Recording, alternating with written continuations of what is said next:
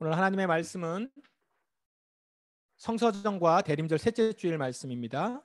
누가복음 3장과 빌립보서 4장 말씀을 중심으로 해서 오늘 말씀을 봅니다. 회개에 합당한 열매라는 제목으로 말씀을 나누겠습니다.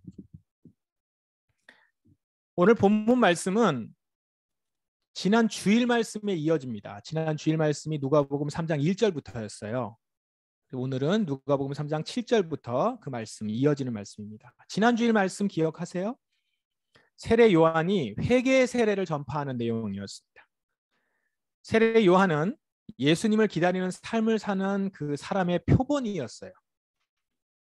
예수님을 기다리는 삶은 이런 삶이구나라는 것들을 보여주는 모델이었다는 겁니다.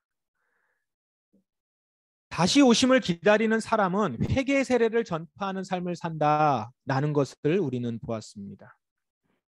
회개의 세례를 전파하는 이에게 전제되는 것이 있다라는 겁니다. 그게 뭐냐면 바로 회개의 삶을 사는 것이다라는 거였어요. 세례 요한을 통해서 우리는 봤습니다. 회개의 삶이 전제되지 않으면 회개의 세례 전파의 능력이 없습니다. 자신이 그런 삶을 살지 않는데 그 말을 듣고 누가 회개하고 돌이키겠습니까? 자신이 회개하지 않는데, 회개하는 삶을 살지 않는데 어느 누가 회개하는 삶을 살고 회개의 세례를 받아 나오겠어요. 오늘 말씀은 바로 그 회개에 합당한 열매에 대해서 그 말씀을 회개에 합당한 열매라는 표현으로 우리에게 보여줍니다. 회개에 합당한 열매는 회개의 표시입니다. 회개의 표시가 있어야 회개한 거라는 거예요. 말로만 하는 회개, 그건 회개가 아니라는 겁니다. 오늘 성경은 그 사실을 분명하게 전합니다. 말로만 하는 회개는 그냥 세례만 받는 회개는 회개가 아니다라는 거죠. 회개에 합당한 열매, 회개의 삶이 있어야 된다라는 겁니다. 그 말씀을 오늘 지난주에 이어서 계속 봅니다. 그런데 지난주에 이어서 더 분명하게 이 부분만을 집중적으로 오늘 말씀을 나눕니다. 세례를 받으러 이제 사람들이 나옵니다. 세례 요한의 이야기를 듣고 내가 세례를 받아야겠다, 회개해야겠다. 그래서 회개의 세례를 받으러 세례 요한에게 나와요. 나오고 있는데 그 요한이 그 사람들에게 호통을 칩니다. 그냥 소리만 높인 것이 아니라 욕을 해요. 너희 독사의 자식들아 이러면서 욕을 합니다. 아주 과격하게 얘기를 합니다. 누가 너희에게 다가오는 하나님의 진노를 피하라고 경고해 주었느냐? 누가 하나님의 진노를 피할 수 있다고 생각하느냐? 이렇게 얘기를 하는 거죠. 아니 지금 세례를 받으러 나오는 사람들이에요. 여러분 생각해 보세요. 세례 받겠다고 온 사람들 앞에 세례식이 지금 거행되는데 거기서 지금 이 독사의 자식들아 세례 받는 사람한테 이렇게 얘기하는 거예요. 어떤 분위기겠습니까? 어떤 상황이 펼쳐지겠어요? 그러면 세례 요한은 왜 세례를 받겠다는 사람들에게 이렇게 말을 했을까?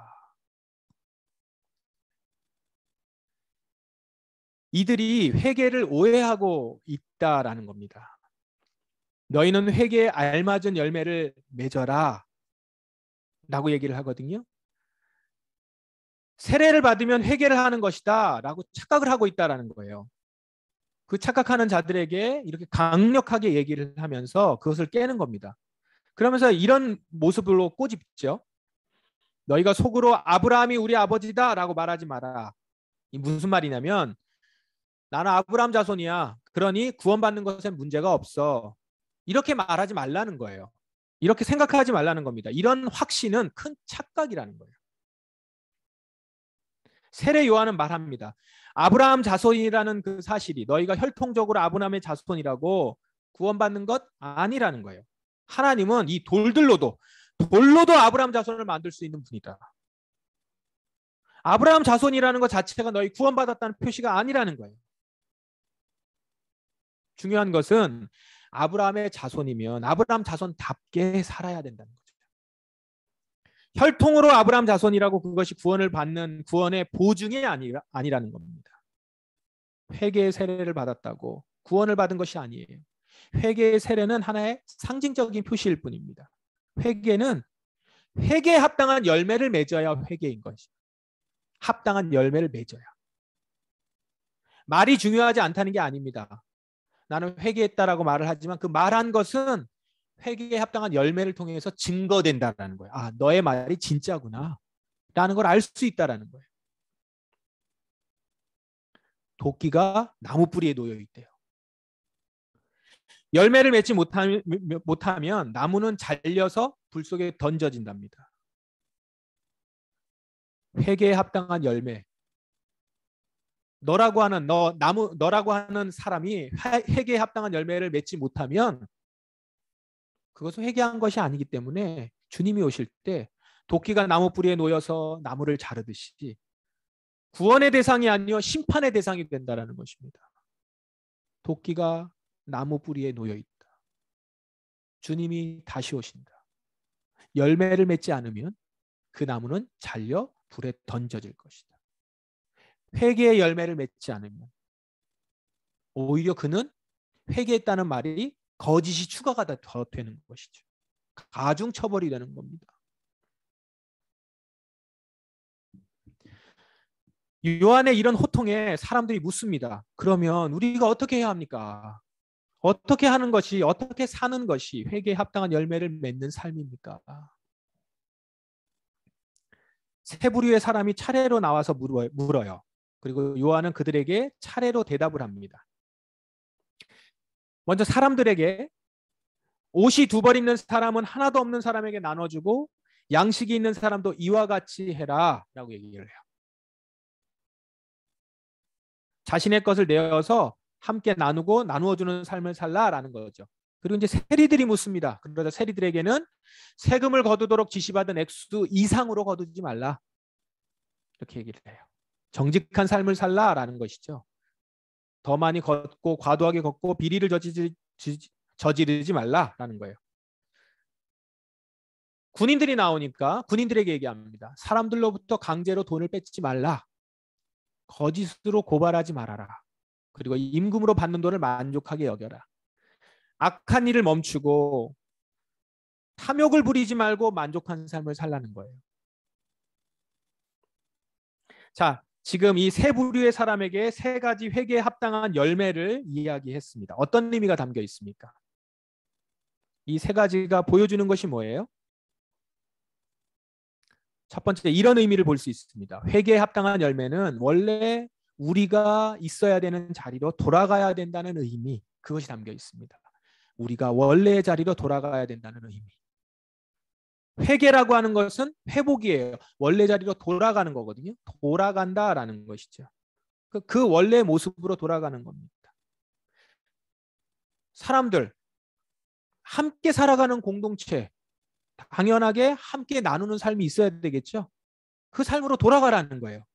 사람들이라고 하는 인간 서로 살아가고 있어요. 서로 살아가는데 나는 두 벌이 있는데 한 사람 하나도 없어요. 그러면 그 사람에게는 하나를 나눠주는 것이 맞죠. 그렇게 돌아가라는 거예요. 그게 사람의 삶이죠. 세리 뭐 하는 사람이에요? 세금을 걷는 사람이에요. 세금은 정확하게 걷는 게 정상이죠. 지극히 정상적인 삶인 거예요. 그 세금을 지시받은 액수 이상으로 거두지 말라는 거예요. 정상이죠. 군인이 뭐 하는 사람입니까? 사람을 지키는 사람 아니에요. 나라를 지키는 거 아닙니까? 사람을 지키고 나라에서 주는 봉급으로 살아가는 것, 그 마땅한 일이라는 거예요. 그 삶으로 돌아가라라는 것이죠. 그러니까 회개에 합당한 열매는 원래 있어야 되는 모습으로 그 모습으로 살아가는 삶. 정상이 아니었던 삶에서 정상으로 돌아오는 것. 이게 회개인 겁니다. 그러니까 원래 우리가 망가져 있어요. 지금 우리가 어그러져 있어요. 원래는 그렇지 않았는데 망가졌어요. 그러니까 다시 원래의 정상적인 삶으로 돌아가는 것. 이게 회개라는 거죠. 그래서 회개의 열매, 합당한 열매는 원래대로 돌아간 삶에 맞는 열매를 맺으라는 것이죠. 그전에는 이상한 열매를 맺었어요. 들포도를 맺었어요. 썩어 있는 것들을 맺었어요. 독이 있는 걸 맺었다면 그 나무에 원래 피어야 나야 되는 꽃과 열매를 맺어야 된다는 것이죠. 정상적으로 돌아가야 된다는 거예요. 아, 회개란 그런 것이구나. 정상적으로 돌아가는 것이구나. 그러니까 원래 마땅히 나와야 되는 것들이 나와야 되는 것이죠. 그런데 여러분, 정상으로 돌아가는 것인데 이게 쉬운 일이 아니에요. 당연히 할 수 있는 거잖아요. 당연한 것을 당연히 하는 것이 뭐가 어렵다고 그러냐라고 생각할 수도 있는데 문제는 세상이 그렇지 않다는 겁니다. 그 나무가 심겨진 땅이 그렇지 못하다라는 거예요.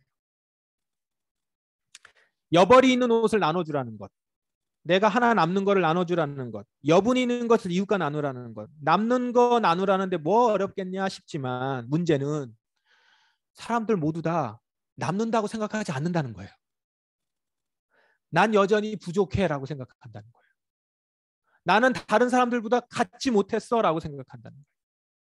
나는 부족한 사람, 나는 부족해, 나는 있지 않아, 나는 많이 없어, 나는 왜 이렇게 없을까라고 생각하는 사람이 어떻게 남과 나눌 수 있겠어요? 내 코가 석잔데, 나도 못 채우는데, 나도 못 누리는데 어떻게 나눠줄 수 있겠어? 하나라도 더 모아야지 이렇게 생각한단 말이에요. 세리가 정해진 세금만 걷는다? 이게 왜 안 될까요? 일단 당시 상황을 봅시다. 당시에 로마에서 유대에게 부과되는 세금이 여럿이 있었습니다. 직접세, 간접세가 있었고요. 통행세가 있었고 이런 로마에서 걷는 세금이 있었어요. 근데 이 세금을 로마가 직접 걷는 것이 아니라 로마에게 바쳐야 되는 그 세금을 걷는 대신 걷을 사람들이 필요했어요. 그 현지 사람들이 좋겠죠? 그러니까 이 사람들을 세우는데 이 사람들이 바로 세리입니다. 로마는 이 세리들을 공개 입찰로 정해요. 그래서 하청을 받는 세리들은 정해진 세금을 로마에 갖다 내면 돼요. 그 액수만큼을. 만약에 100명이면 100명에 대한 그 세금을 갖다 내는 거죠. 로마는 그 액수만 맞으면 되는 거예요. 그리고 나머지 그들이 얼마를 걷었는지 어떻게 걷는지 이거는 상관하지 않았습니다. 그러니까 암묵적으로 허용을 한 거죠. 세리들이 어떻게 했겠습니까? 사람들에게 세금액을 속여서 많이 걷어요. 100원만 걷으면 되는데 1000원이라고 속이고 100원은 갖다 내고 900원을 자기가 갖는 거죠. 유대인들은 세리가 이런 짓을 한다는 걸 다 압니다. 다 아는데 다 아니까 너무 싫죠. 밉죠. 그래서 죄인이라고 얘기를 해요. 그러나 어떻게 할지 못해요. 왜요? 로마 권력이 뒤에 있기 때문에. 어찌하지 못해요. 유대인으로서 세리로 산다는 건 이런 겁니다. 욕을 얻어먹는 거예요. 그러면서 돈을 걷어요. 그러면 지금 유대인으로서 내가 세리로 산다는 것은 어떻게 살아간다는 것인지 아는 거예요. 알면서도 이렇게 사는 겁니다. 자, 이런 세리들에게 정해진 세금 이상을 걷지 말라라고 하는 것. 이게 세리에게 쉽습니까? 내가 세리가 어떻게 해서 됐는데 내가 이 욕을 얻어먹을 것들을 생각하면서라도 내가 돈을 벌겠다고 지금 여기 들어왔는데 근데 지금 정해진 것 이상으로 걷지 말라고? 이렇게 안 하려면 세리가 될 이유가 없는 것이죠. 그들에게 지금 회계란 세금을 거두도록 지시받은 액수 이상으로 거두지 말라라는 거예요. 군병들도 마찬가지입니다. 당시 군인들은 지금도 그렇게 군인들이 많이 돈을 받진 않지만 당시 굉장히 박봉이었습니다. 음식하고 최소한의 생필품을 봉급으로 지원받았대요. 그러니까 군인으로서 부자가 된다거나 뭐 넉넉하고 여유 있게 산다는 건 좀 어려운 일이었어요. 그런데 군인들 중에서 부자들이 있었던 겁니다. 그렇다면 그 군인들은 부정을 저지른 것이고요. 강탈을 하거나 거짓 고소를 하거나 그래서 돈을 버는 거예요. 지금 그런 군인들에게 힘을 이용해서 약한 자들의 것을 강탈하거나 거짓으로 고발하지 말라는 겁니다. 주어진 것에 만족하라. 자, 지금 사람들에게 여벌옷을 나눠주는 것, 세리에게, 군인에게 이들에게 회개에 합당한 삶을 사는 것, 정상적인 삶으로 돌아오라는 것 당연한 얘기지만 사실은 살아가는 환경이 회개에 합당한 삶을 살기에 적합하지 않은 겁니다. 오늘날에도 동일한 상황 아니에요? 우리에게는 이웃과 나누지 못할 이유가 너무 많아요. 나는 이런 상황이라서 나누지 못한다. 나는 이래서 나누지 않는다. 나름대로 자기가 지금 나누지 않는 이유와 논리를 만들어요. 나누지 않는 사람들은 다 나름대로 타당한 이유로 나누지 않습니다. 그래서요. 그래서 어떻게 해요 지금? 나누지 않고 버려요. 앞에서 음식 얘기가 나왔으니까 음식 예를 들면 전 세계에서 1년에 버려지는 음식물 양이 130억 톤입니다. 전 세계에서 기아에 허덕이는 사람들, 단지 식량이 부족하거나 좀 식량이 부족해서 어려움을 겪는 것 말고 그 이상으로 기아에 허덕이는 것, 음식이 없어서 죽거나 병에 걸리는 사람들 말이에요. 그 기아에 허덕이는 사람들이 약 8억 명인데 이 버려지는 음식물 양의 4분의 1만 활용을 해도 이 숫자는 해결이 됩니다. 그런데 이 일이 안 돼요. 이게 해결이 안 돼요. 버려지는 양은 그만큼 있고 4배나 넘게 버려지는데 굶어 죽는 사람들에 대해서 해결이 안 돼요. 이유가 있을 겁니다. 못하는 이유가 있을 거예요.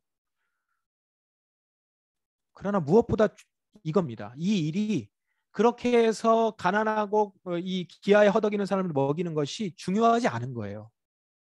버리는 사람들에게 있어서는 우선이 되지 않는 겁니다. 아마 그냥 버리는 것이, 음식물 버리는 것이 더 경제적인 것 같아요. 나누기 위해서 시스템을 만드는 것보다 이 버리는 것이 더 경제적인 거예요. 지금 백신 공급도 같은 현상이 나타납니다. 선진국에서는 이미 백신 접종이 대부분 다 이루어졌어요. 부스터샷까지 맞고 있습니다. 그러나 아프리카 대륙에는 여전히 백신 접종 자체가 미약한 상황이죠. 이번에 그곳에서 새로운 변종 바이러스도 나왔잖아요. 이렇게 지금 불균형한 이유가 뭐냐면 백신 생산이 그만큼 안 된다는 거예요. 그런데 이 백신 생산은 대륙마다 백신 생산 공장을 만들면 금방 공급할 수 있다고 해요. 그런데 문제는 이 기술을 가지고 있는 제약회사들이 기술 이전을 안 해줍니다. 그럴 수 없대요. 왜요? 대놓고 말은 안 하지만 이유는 뻔해요. 지금 100조가 넘는 이익을 얻어요. 1년에. 그런데 지금 같이 이렇게 팔아야지 얻는데 이거를 기술 이전을 해주고 이렇게 나눠주면 더 비싸게 팔 수가 없죠. 더 이득을 얻을 수 없죠. 그럼 여러분, 제가 지금 드리는 이 말씀을 들을 때 뭐 그들 입장에서는 그럴 수 있을 것 같다. 이런 생각이 혹시 드세요? 그들 입장에서 그럴 수도 있겠다. 여러분, 다들 그렇게 생각을 하기 때문에 나눌 수 없는 겁니다. 그럴 수도 있겠다 싶으니까. 내가 그 당사자가 되면 나도 그렇게 되는 거죠. 보십시오. 이미 어그러진 이 비뚤어진 시스템 이 땅에서 정상으로 회복되어서 살아가는 것이 자연스럽게 이루어질까요? 자연스럽게 이루어지는 일이 아닙니다. 어려운 일이에요. 회개에 합당한 열매, 회개에 합당한 열매를 맺기 위하여서 노력해야 되는 거예요. 회개에 합당한 열매는 다시 오심을 믿는 자들의 결단이 필요한 부분이에요. 세례 요한이 말했던 나눔, 그 나눔은 자신의 것을 나누는 희생의 나눔이에요. 내가 돌이켜 이제는 나누는 삶을 살아야겠다라고 하면서 가는 삶이죠. 그러면서 비로소 진정 사람됨의 모습을 갖는 거고요. 세례에게 외쳤던 정직, 그것은요 세상이 말하고 있는 처세법으로 살아가지 않고 오직 하나님의 법으로만 살아가겠다고 하는 정직입니다. 세상의 처세법, 세상은 이렇게 살아가요. 그렇게 통용되고 있어요. 그걸 하지 않겠다라는 거예요. 그런데 그게 정상이라고요. 그게 온전한 거라고. 그게 회개에 합당한 열매라는 겁니다. 군인들에게 말했던 자족. 주어진 권력을 남용해서 자기 배후를 채우는 것이 아니라 힘이 있다고 그걸로 남의 것을 빼앗아서 내 배를 채우는 것이 아니라 주어진 것에 만족할 수 있는 것. 그게 자족이라고요. 오늘날 여러분에게 요청되고 있는 것도 다 이런 것들입니다. 오늘 우리 이 시대에 살아가는 우리가 자주 이야기하죠. 땅은 하나님의 것이에요. 그게 정상입니다. 하나님이 우리 모두에게 주신 거예요. 근데 이 세상은 어떻습니까? 일부의 극히 소수의 사람들이 땅과 집으로 얻는 불로소득으로 많은 사람들의 것들을 빼앗고 있어요. 정직하지 못하게 강탈하고 있습니다. 나도 어떻게 살면 그렇게 잘 살 수 있는지에 대해서 배우고 있어요. 그런데 땅은 하나님의 것이며 주님이 다시 오실 때 그 모든 것들은 심판받는다는 것을 아는 자들은 회개하여 돌이키죠. 그런 삶을 살지 않습니다. 땅과 집으로 얻는 불로소득 그걸로 살지 않겠다는 거예요. 그게 뭐예요? 거두도록 지시받는 액수 이상으로 거두지 않는 거예요. 사람들로부터 강제로 돈을 뺏지 않는 거예요. 내가 두 벌이 있는 사람으로서 없는 사람에게 나누어 주는 것이죠.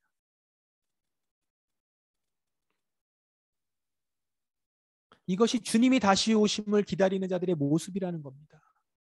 이것이 회개에 합당한 삶을 사는 모습이에요. 그냥 말과 생각의 변화뿐만 아니라 주님이 다시 오시는구나. 예, 주님이 다시 오심을 믿습니다. 그래서 초를 켭니다. 말뿐만이 아니라 나의 행동과 실제 삶 자체가 정상으로 돌아오는 것. 그 삶을 살겠노라고 거기에 물을 주는 것. 아직 열매가 완전히 맺혀지진 않았지만 열매가 맺혀질 것을 알고 회개에 합당한 열매를 위하여서 사는 삶.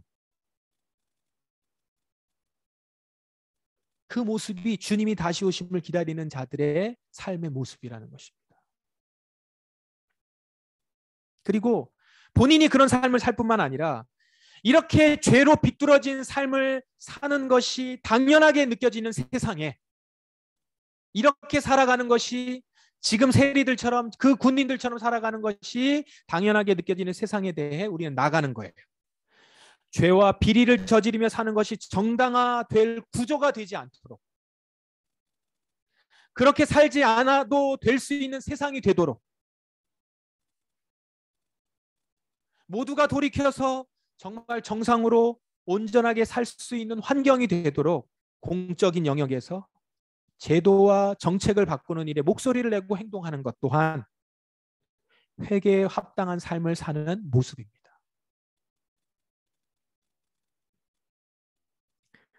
여러분, 세례 요한의 외침이 왜 그렇게 힘이 있었을까요? 세례 요한은 진짜 주님을 기다리는 삶을 살았기 때문입니다.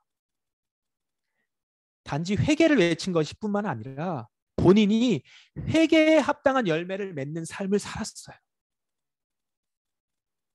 세례 요한의 아버지는 제사장이었습니다. 제사장은 그 당시에 안정적으로 사람들에게 존경과 인정을 받으며 사는 그런 삶의 직업군이에요.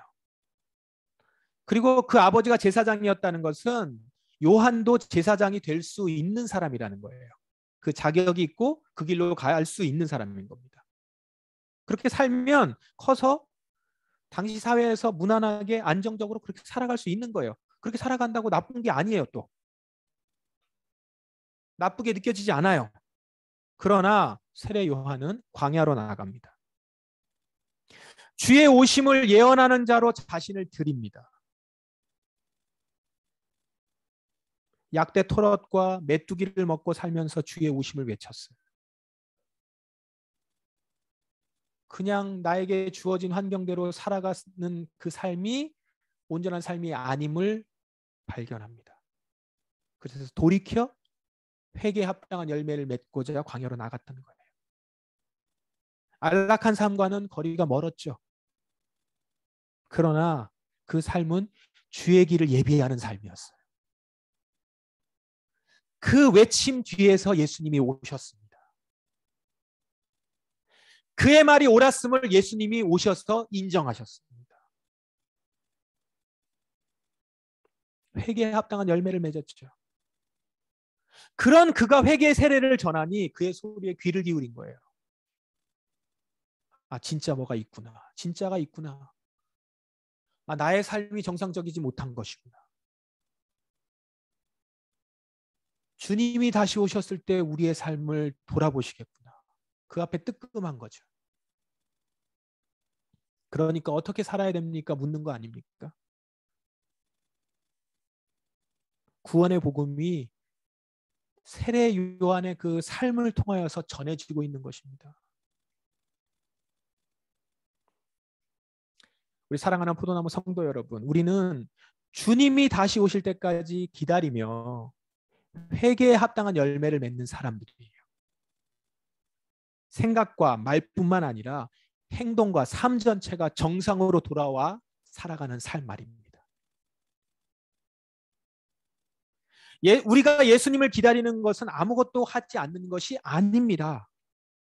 우리는 이 땅이 전부가 아닌 자들이기 때문에 이 땅의 가치와 이 땅이 말하는 논리에서 벗어나는 발걸음을 하는 자들이에요. 그렇게 주님이 원래 말씀하신 정상의 삶으로 돌이키는 삶이에요.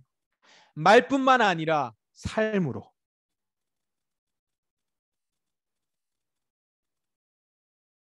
그래서 사도 바울은 우리 성도들에게 이렇게 권면합니다.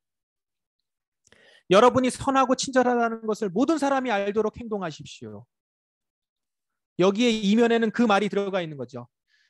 여러분들이 선하고 친절함을 좋다고 말하는 것처럼, 선하게 해주세요, 내가 친절한 삶을 살겠어요 하고 말하는 것처럼 모든 사람이 그걸 알 수 있도록 행동하라는 거죠. 사실 선함과 친절이라고 하는 말을 모르는 사람이 누가 있어요? 그 말을 알 수 있도록 행동하는 거예요. 왜요? 주님께서 곧 오실 것입니다. 그렇게 말하고 행동하는 자들을 통해서 주님의 오심이 증거된다는 거예요. 주님이 오시는 것을 아는 사람은 이렇게 사는구나를 보여준다는 거예요. 주님이 오시면 이렇게 바뀌는구나를 보여주는 거예요. 주님이 오셨을 때 우리를 이렇게 구원하시는구나. 이 사람들은 어떤 감동과 어떤 체험과 어떤 것을 받기에 지금 여기에서 거스르는 삶을 사는 것인가? 왜 이것이 정상이 아니라고 말하는 것인가? 돌이켜 보게 되는 것이죠. 주님이 다시 오실 것입니다. 회개에 합당한 열매를 맺고 있는 사람들을 통해서 회개의 세례를 받고 회개에 합당한 열매를 맺고 있는 삶을 통해서 주님의 오심에 대한 메시지가 증거됩니다. 여러분의 회복된 모습을 보고 여러분의 변화된 모습을 보고요. 그렇게 저와 여러분은 부름받은 자들이에요. 여러분, 근데 이것이 여러분 힘겨운 일이거나 또 다른 짐이 아니에요. 어렵기 때문에 진짜 힘들겠구나. 아니요. 예수님이 오셔서 이미 그것을 보여주셨고 세례 요한처럼 모델로만 보여주신 것이 아니라 예수님께서는 우리에게 성령님을 보내주셨어요. 우리는 성령님의 힘을 통하여 이 일을 넉넉히 할 수 있는 사람들이에요. 성령의 세례를 받은 자들이에요. 그래서 이것을 다시 오실 예수님이 내가 너에게 이것을 할 수 있도록 부탁하며 성령님까지 도우심으로 보내주셨으니 이 일을 함으로 나의 길을 예비하라. 우리에게 동역자로 부르신 거예요. 그래서 저와 여러분 이 일을 할 수 있습니다. 회개에 합당한 열매를 맺을 수 있는 사람들이에요. 그것을 알 수 있는 것 자체가 복음인 거예요. 여러분 이 일을 놓치지 마십시오.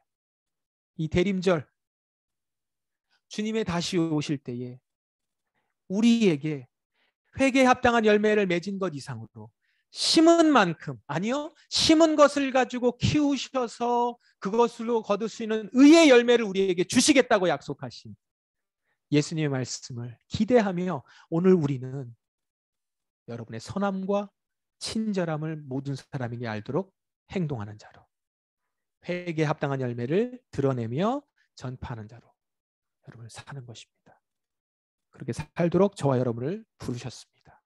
이 일에 여러분들 오늘 돌이켜 여러분이 지금 신앙을 고백하며 나의 주님, 다시 오실 주님을 고백한 대로 우리의 삶이 회개에 합당한 열매를 맺는 삶을 사실 수 있기를 주의 이름으로 축원합니다.